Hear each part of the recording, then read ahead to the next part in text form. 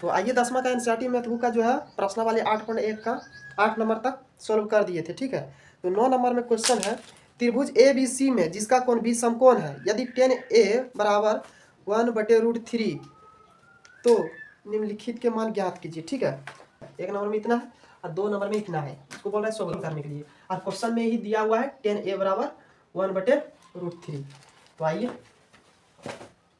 जो है यहाँ देख साइन ए है और यहाँ कोस सी है, तो इसके लिए ये क्वेश्चन के लिए जो है त्रिभुज 2 ठो बनेगा। ठीक है, तो एक त्रिभुज हो गया है ये वाला, टेन ए के लिए क्या होगा, ए हो जाएगा ये, और बी ये, और सी ये कौन हो गया। ठीक है, तो टेन ए का फॉर्मूला होता है P/B, और P कितना है 1 और B कितना होगा √3। पाइथागोरस प्रमेय का प्रयोग करके H मालूम करेंगे। यहाँ P बैठा देते, P हो गया है 1 और B हो गया है √3 यानी आधार, और H जो है मालूम करना है। ठीक है, तो मालूम करने के लिए पाइथागोरस प्रमेय का प्रयोग करेंगे। तो H बराबर √P² प्लस B²। ठीक है, P कितना है 1 है, 1 का स्क्वायर प्लस B का मान कितना है √3 का स्क्वायर। ठीक है, फिर 1 का स्क्वायर 1 होगा प्लस √3 का स्क्वायर होगा 9 √9। ठीक है, और √9 का वर्गमूल 3 होगा, 3 दे दिए। उसके बाद 1 और प्लस 3 कितना हो गया 4, और 4 का वर्गमूल 2। ठीक है, 2 आ गया। H कितना आ गया है 2, यहाँ जो है 2 लिख देंगे। उसके बाद क्या है कोस सी, जितना भी देखो यहाँ कोस सी है ना, और साइन सी, कोस सी, साइन सी, कोस ए और साइन ए वाला जितना है ना वो उसके लिए जो है ये त्रिभुज है। ठीक है, और सी वाला जितना भी है उसके लिए अलग त्रिभुज होगा। तो ये जो है इसको पलटेंगे, ये जो सी है, सी ये त्रिभुज जो है इधर पलट गया। ठीक है, तो ये जो है यहाँ चला आया। ठीक है, सी बी जो है यहाँ हो गया, और ए जो है ऊपर चल गया। तो ऊपर जब ये चल गया है, पलट गया है, तो ये जो √3 जो है आधार है, ये लंब हो गया। इधर जब पलटेगा तो ये ऊपर में चल जाएगा इधर, तो √3 हो गया ये लंब, और ये जो है आधार ये इधर हो जाएगा एक, ये लंब जो है इसका लंब इसका आधार हो गया, और ये जो कर्ण है कर्ण का कर्ण ही रहेगा 2। ठीक है, तो आइए बैठाते हैं इस पर।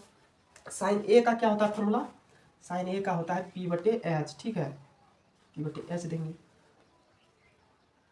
उसके बाद बीच में कुछ ना है तो गुना देंगे। ठीक है, कोस सी के लिए क्या होगा, ये त्रिभुज होगा, इसका क्या होगा B/H, बीच में प्लस है प्लस देंगे। कोस के लिए B/H। ठीक है, तो बीच में कुछ ना है तो गुना देंगे। ठीक है, फिर साइन के लिए P/H, तो साइन ए यानी इसके लिए तो P का मान क्या होगा, इसका 1 होगा, 1 देंगे, और H कितना होगा 2 है, 2 दिए।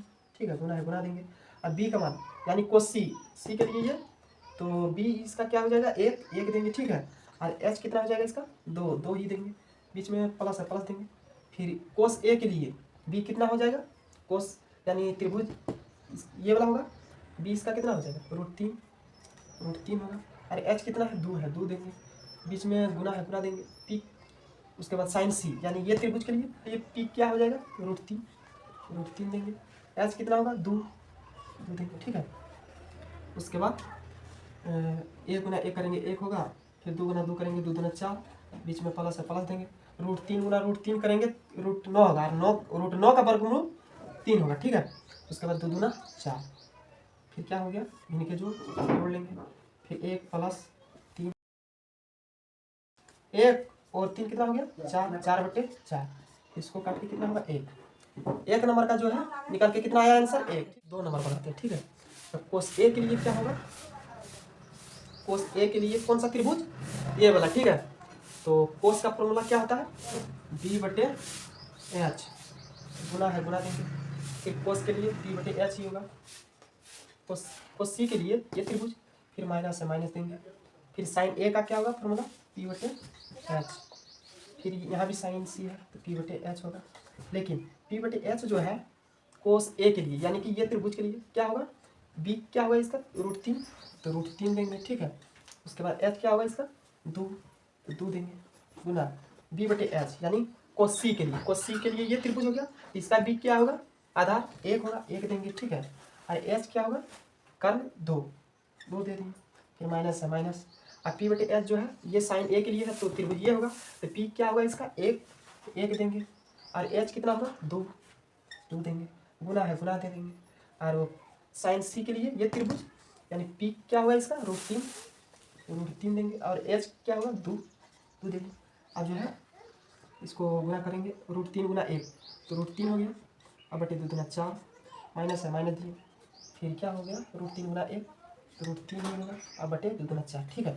अब इनके घटा करेंगे, 4 और 4 का ऐसे लेंगे 4 ही होगा, यहाँ जो है √3 माइनस √3 होंगे, ठीक है। और √3 में √3 घटेगा तो 0 होगा, ठीक है। 0 और बटे यहाँ 4 है, 4 0 में 4 से भाग देंगे तो 0 ही होगा। तो 1 नंबर का जो आंसर आया है 1 आया है, और ये 2 नंबर का क्वेश्चन ये 2 नंबर का जो है 0 आया है, ठीक है।